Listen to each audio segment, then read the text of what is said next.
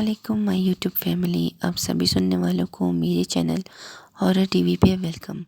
जनवरी की सख्त तरीन सर्द रात थी। मैंने मगरिब की नमाज से फारिग होकर खाना खाया और टीवी देखने के लिए अपने कमरे से दूसरे कमरे की तरफ जा रहा था कि दरवाजे पर दस्तक हुई।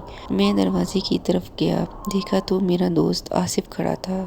सलाम दुआ के बाद इसने कहा कि आज फिल्म देखेंगे। मैंने कहा कि मेरा आज इरादा नहीं है। इसने बहुत इसरार किया।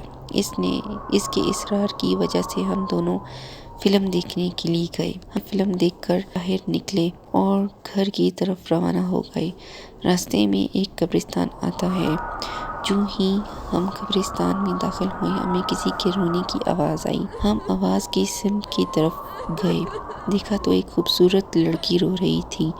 हम इसके नज़दीक गए और पूछा कि आप क्यों रो रही हैं? मैं यहाँ किसी काम की गर्ज से आई थी। मुझे काम करने में बहुत देर हो गई। अब मैं अकेली नहीं जा सकती। मैं इसके नज़दीक गांव की रहने वाली हूँ। आप मेहरबानी करें, मुझे अपने गांव तक पहुँचा दें।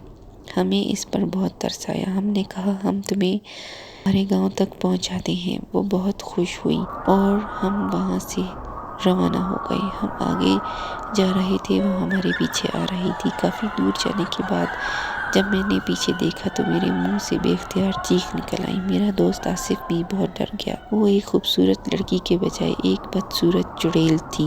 मैं और मेरा दोस्त वहाँ से अपने घर की तरफ दौड़े। मैं जो ही घर के दरवाजे पर पहुंचा तो मुझे चक्कर आ गया और मैं वहीं बेहोश हो गई। आसिफ पता नहीं घर कैसे पहुंचा। मैं एक दिन बेहोश रहा।